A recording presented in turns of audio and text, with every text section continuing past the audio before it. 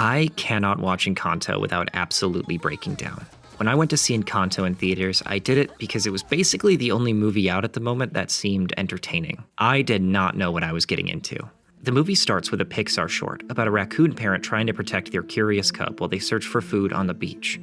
The parent has a scar and absolutely no patience for their child's antics. It becomes obvious why later when the cub's curiosity lands them in trouble, as they come face to face with a coyote. They escape, but not before receiving a scar like the one that adorns their parent's face. The short has a second half, where the cub, grown up now, has a child of their own, one who is just as curious as they were. In trying to protect their own kid, the raccoon sees their abusive parent in themselves. The raccoon then takes a different tact. Instead of simply scolding the cub, the raccoon explains why they have to be so protective by showing them the dangers of the coyote and how it scarred them growing up. It's this change in approach that breaks the cycle of raccoons needing to be forever scarred in order to survive. The cub can learn the lessons that were hard taught to the parent without needing to be hurt themselves. The short is incredibly appropriate to beginning the conversation on generational trauma that the following feature film spends its runtime exploring. And beyond that, it tells the audience that if this short made you cry, you're about to be going through it with absolutely no mercy. Many years ago, this candle blessed our family with a miracle. Our house, our casita, came to life with magic. Generational trauma is exactly what it sounds like. It's trauma that isn't experienced by just one person, but extends from one generation to the next. When someone says break the cycle, they're referring to the cycle of trauma and abuse that they were born into, potentially ensuring that the generation that comes after them isn't forced to feel the pain that persisted in the family up to that point. For example, in a 1988 study published in the Canadian Journal of Psychiatry, they found that the grandchildren of Holocaust survivors were overrepresented by about 300% in psychiatric care referrals. While extraordinary and horrible events like these are very likely to cause generational trauma, it can be caused by systemic issues like racism, poverty, and abuse.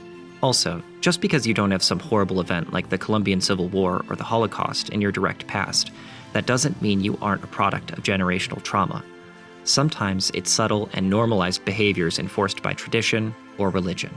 These can all lead to issues like hypervigilance, distrust, anxiety, depression, panic attacks, and issues with self-esteem and self-confidence, all things explored by the film Encanto.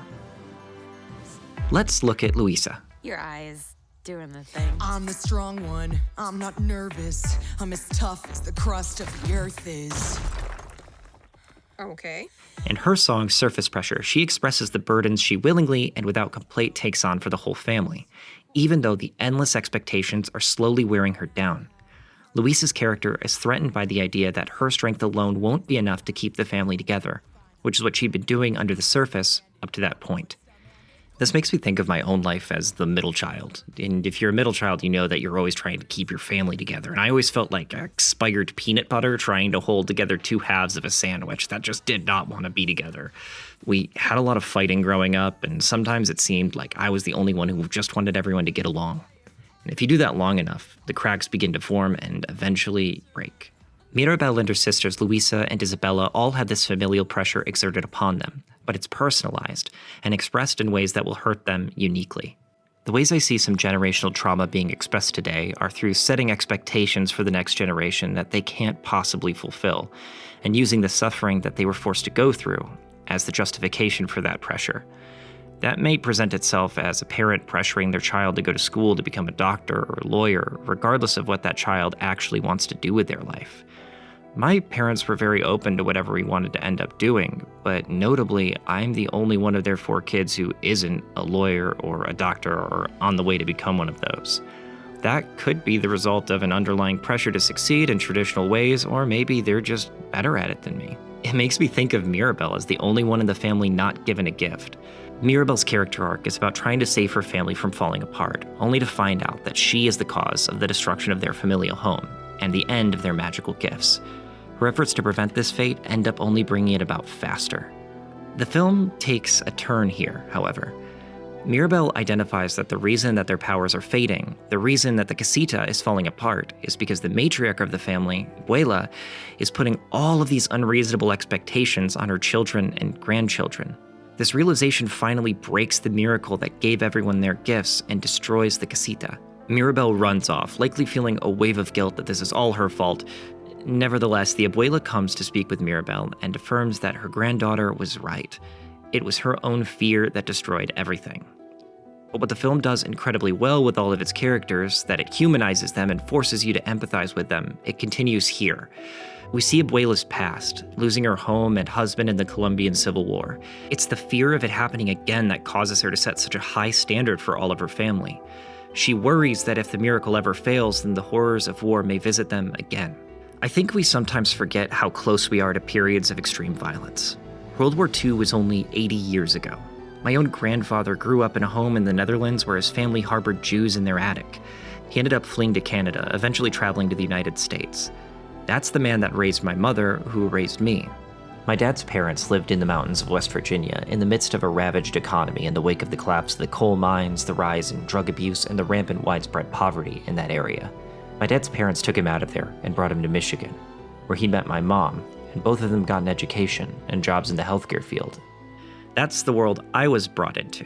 I didn't see World War II, and I didn't grow up in a world of drug abuse and poverty, but I was raised by the people who were raised by the people who did. And those people gave me the chance to end a cycle of generational trauma within my own family. The thing that Encanto nails is that it doesn't excuse or forgive Abuela's actions just because of the trauma. It allows Mirabel the chance to offer her forgiveness because Abuela recognizes and acknowledges what she did was wrong. It's this willingness to grow that allows the family to work together and recreate the casita, reignite the miracle, and rebuild their family. I think that's the most important thing about the movie. Your parents and grandparents may not be like the ones in Encanto, where they're willing to see the mistakes they made and grow from them. For folks in the LGBT community, those who leave their religion, and those that put a stop to harmful sexist, racist, or classist traditions, your family may not be willing to grow with you. At that point, ending the cycle may mean cutting them out of your life. It's the reason found family is so important. The reason my own parents are still such a huge presence in my life is that they have grown and changed as we have grown and changed.